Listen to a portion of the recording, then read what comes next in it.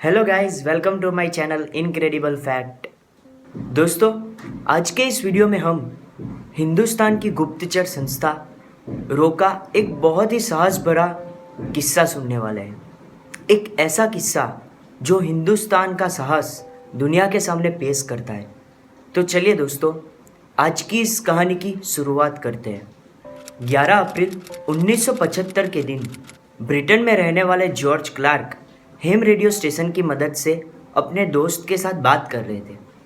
तब करीब दोपहर को 3 बजे हुए थे और अचानक से हेम रेडियो स्टेशन में एक विक्षेप आया और उनका हेम रेडियो स्टेशन किसी और हेम रेडियो स्टेशन के साथ जुड़ गया। और वो हेम रेडियो स्टेशन में से जो आवाज़ आ रही थी वो किसी इंटरनेशनल हेल्प की मांग कर रही थी। अब इससे थोड़ा आगे की बात करें तो 15 अगस्त 1947 के दिन जब हिंदुस्तान आज़ाद हुआ, तब हिंदुस्तान में ऐसे कई सारे राज्य थे जिस पे अभी भी राजाशाही थी और वो सभी अपने अलग राष्ट्र बनाने के लिए मांग कर रहे थे और उनमें से एक सिक्किम भी था। 5 दिसंबर 1950 के दिन सिक्किम भारत रक्षित राज्य बना। अब उस समय चीन ने इसके खिलाफ कोई विरोध नहीं जताया, लेकिन कहीं ना कहीं चीन के वड़ा प्रधान चाओ एन लाई अपनी तरफ से एक कूटनीति गढ़ रहे थे जिसकी खबर भारत को नहीं थी। चीन की इस कूटनीति का ख्याल भारत को तब आया जब चीन में प्रकाशित होने वाले न्यूज़पेपर पेकिंग रिव्यू के अंदर एक सेंटेंस लिखा गया था जिसमें उन्होंने लिखा था कि सिक्किम तिब्बत का हिस्सा है और तिब्बत चीन का। यानी वो सीधे रूप से यही कहना चाहते थे कि सिक्किम भी चीन का ही हिस्सा है और उसे चीन को दे दिया जाए। अब ये खबर सुनकर उस समय भारत के वड़ा प्रधान जवाहरलाल नेहरू ने चीन को एक पत्र लिखा जिसके अंदर उन्होंने कहा कि आप इस तरह से गलत प्रचार ना करें। लेकिन ये पत्र जो था वो चीन सरकार के लिए इतना मायने नहीं रखता था और उसके बाद 1960-61 के दौरान चीनी लश्कर ने सिक्किम में घुसने की कोशिशें की, वो भी 3 बार, लेकिन तीनों बार भारत के जाबाज लश्कर ने उनकी ये कोशिशें नाकाम कर दी। अब यहाँ से सिक्किम का मामला एक भयानक रूप लेने वाला था। उस समय सिक्किम में चोग्याल राजाओं का राज हुआ करता था, जिसके अंदर उस समय राजगादी पे विराजमान थे पाल्देन चोग्याल, और उन्होंने हॉपकुक नामक एक अमेरिकी युवती के साथ शादी की हुई थी। उस समय एक बात बहुत ही उड़ रही थी कि हॉपकुक जो है वो एक CIA एजेंट है, लेकिन उस बात को अफवाह मानकर उस समय रफा दफा कर दिया गया। लेकिन आगे जाकर जब हॉपकुक ने हिंदुस्तान के पास दार्जिलिंग की मांग की, तब भारत की इंटेलिजेंस ब्यूरो हरकत में आई और उन्होंने हॉपकुक के ऊपर नज़र बनाए रखी और आगे जाकर ये साबित हो गया कि हॉपकुक जो है वो असल में एक CIA एजेंट थी। उस समय भारत का अमेरिका के साथ इतना अच्छा रिश्ता भी नहीं था और अमेरिका हॉपकुक की मदद से सिक्किम के अंदर CIA हेडक्वार्टर्स बनाना चाहते थे ताकि वो अपने विरोधी चीन के ऊपर कड़ी नज़र रख सके। अब अमेरिका और चीन दोनों की कूटनीतियों के बीच भारत को अपनी ज़मीन को बचाना था। अब उस वक्त भारत के वड़ा प्रधान के रूप में इंदिरा गांधी आ चुके थे और उन्होंने उस वक्त भारत के सुपर स्पाई के नाम से मशहूर रामेश्वर नाथ जी को अपने पास बुलाया और उन्हें कहा सिक्किम को भारत के साथ शामिल कर दीजिए। अब रामेश्वर नाथ जी को इस एक वाक्य को सार्थक करना था। अब रामेश्वर नाथ जी सबसे पहले इंटेलिजेंस ब्यूरो गए और वहाँ से 250 लोगों को चुना गया और 21 सितंबर 1968 के दिन दुनिया की सबसे खतरनाक गुप्तचर संस्थाओं में से एक RNAW का निर्माण हुआ। आप ये भी कह सकते हैं कि ये मिशन RNAW का पहला मिशन था और इस मिशन का नाम दिया गया मिशन सिक्किम। अब ये मिशन शुरू तो हो गया था, लेकिन 1970 के अंदर भारत और पाकिस्तान के बीच युद्ध हुआ, जिसके कारण इस मिशन के अंदर थोड़ा विघ्न आया। अब सिक्किम में रहकर इस मिशन को लीड करने के लिए भूतपूर्व आईपीएस ऑफिसर अजीत सिंह स्याली को सिक्किम के अंदर ऑन ड्यूटी ऑफिसर के रूप में भेजा गया। अजीत सिंह स्याली की एक खासियत ये थी कि वो चीन सरकार का चेहरा अच्छी तरह से पढ़ सकते थे। अब रामेश्वर नाथ जी ने धीरे धीरे पूरे सिक्किम में अपने आरएनएडब्ल्यू के एजेंट को फैला दिया। अब ये मिशन को इस तरह से करना था कि इसकी खबर चीन को और ख़ास रूप से हॉप कुक को ना पहुँचे, क्योंकि अगर उनको ये बात पता चल गई तो ये मिशन यहीं पे समाप्त हो जाता।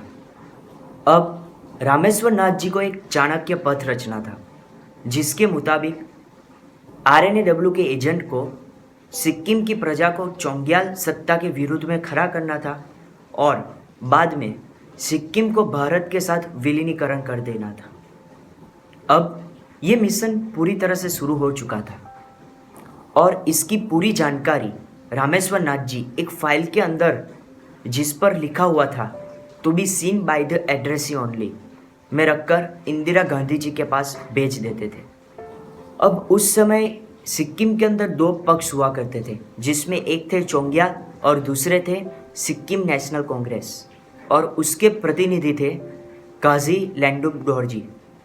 भारतीय गुप्तचर संस्था रो सिक्किम की प्रजा को काजी लैंडुप डोरजी के साथ मिलाना चाहती थी।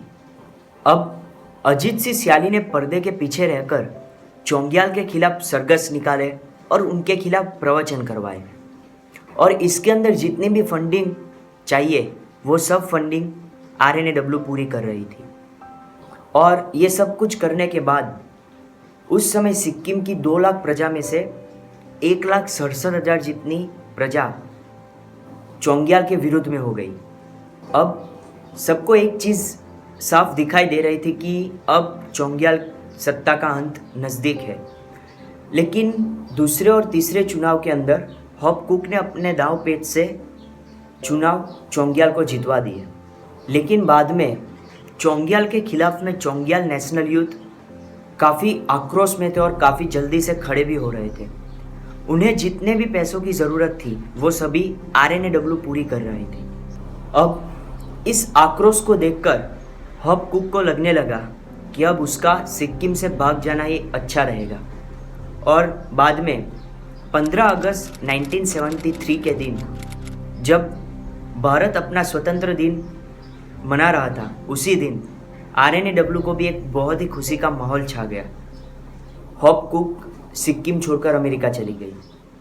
अब चौथे चुनाव में अजीत सिंह की जगह जीबीएस सिंधु को जवाबदारी दी गई। अब उन्हें ये चुनाव अच्छी तरीके से करवाना था। अब चौथा चुनाव 15 से लेकर 19 अप्रैल 1974 के बीच हुआ।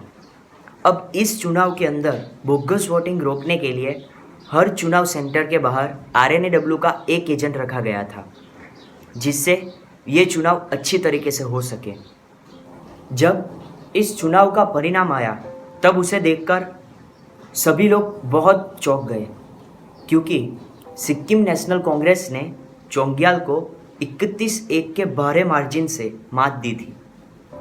अब आरएनएडब्ल्यू का 80% काम पूरा हो चुका था, लेकिन अभी भी 20% काम बाकी था, क्योंकि चोंग्याल के हाथ से सत्ता गई थी, लेकिन राजगद्दी उनके पास यथावत थी।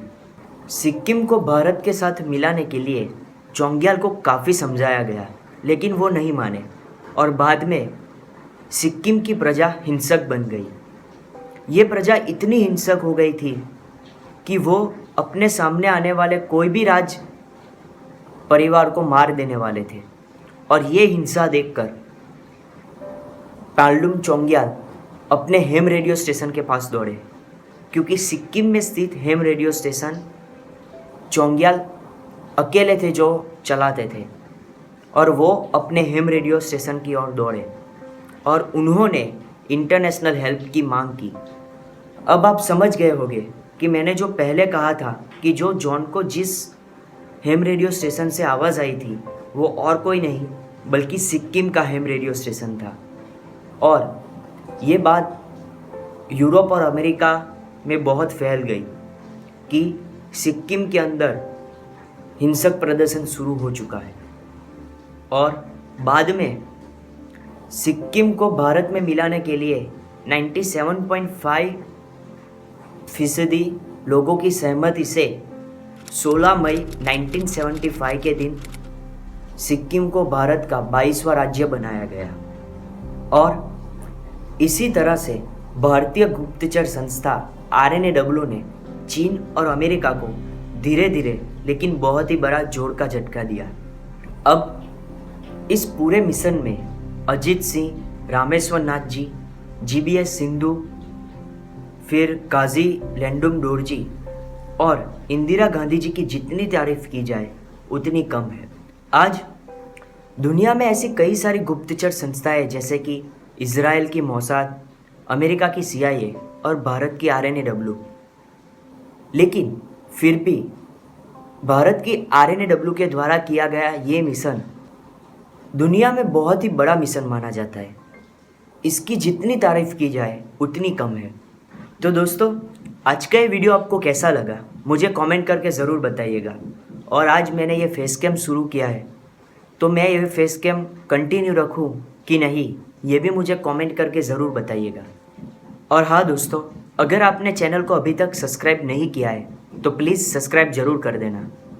तो बस आज के लिए इतना ही, मिलते हैं अगले वीडियो में। तब तक के लिए गुड बाय, जय हिंद।